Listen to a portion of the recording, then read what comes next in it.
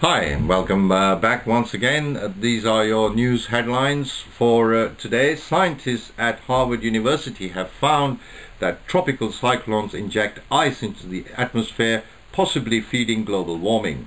As a result, scientists now believe that global warming is likely to increase the severity of tropical cyclones. The Dutch Foreign Minister announced that the Netherlands will contribute $1.5 million towards training African Union troops for the mission in Somalia. African Union troops are now protecting the airport, the presidential palace, a number of government buildings and the port of Mogadishu. The Netherlands will also contribute a frigate to the European anti-piracy mission in the waters around Somalia. A report focusing on the lessons of the 2004 Indian Ocean tsunami disaster was presented to UN Secretary General Ban Ki-moon and former US President Bill Clinton, who was the former UN Special Envoy for the tsunami. The 105-page report entitled The Tsunami Legacy, Innovations, Breakthroughs and Change says that distribution of billions of dollars in aid often ignored victims of conflicts in Sri Lanka and Indonesia. The tsunami caused by an undersea earthquake killed more than 228,000 people and provoked a huge international response. Some $13.5 billion was pledged worldwide to fund recovery. A Predator drone plane of the sort used by the American military was sent up 3 times in recent weeks to give officials a bird's-eye view of the flood in the Red River zone.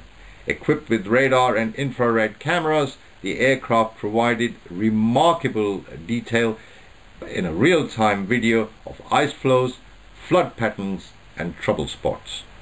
The camera work is so good that it can show a footprint in the snow.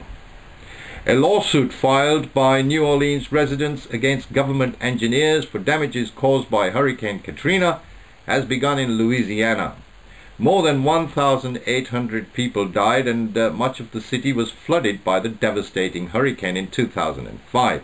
The residents claim that the U.S. Army Corps of Engineers is liable to pay damages because of poor maintenance of a shipping channel near the city. The residents' lawyer described the disaster as the largest preventable catastrophe in American history.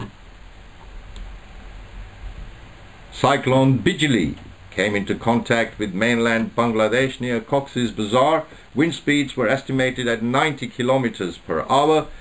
Officials ordered fishing boats to return to shore and warned of heavy downpours, dangerous surf and high winds. Neighboring Burma was also reported to be on alert. According to the National Center for Atmospheric Research, scientists who examined flows from rivers from 1948 to 2004 have found significant changes in the world's largest rivers, including the Yellow River in China, the Ganges in India, and the Colorado in the United States. They conclude that the amount of mineral deposits and outflow from those rivers is dropping and can significantly contribute to global climate changes. A Bangladesh Inland Water Transport Authority report states that navigable routes in the country have shrunk dramatically. That due to lack of dredging. Waterway routes have reduced to 3,800 kilometers from 5,200 in the winter season. The failure to remove increased silt from the riverbeds is causing a negative impact on the economy.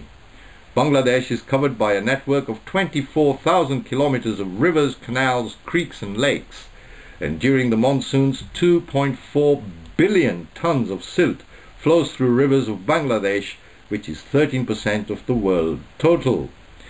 And finally, 2 frogs out of many were married in Bangladesh on International Frog Day. 250 guests turned up and were treated to a full wedding banquet, as you would in a normal wedding. The frogs were married as a tradition in Assam, where you do this hoping for rain.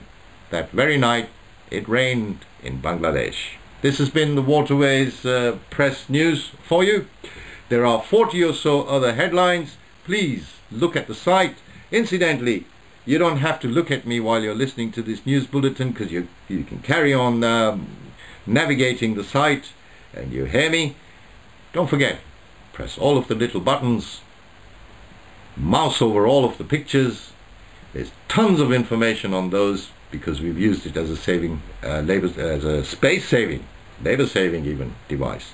Until we meet again tomorrow, this has been Jeet Bahal. I'm having fun doing this. You're going to have fun looking at me every day? I hope so. Until tomorrow then. Bye-bye.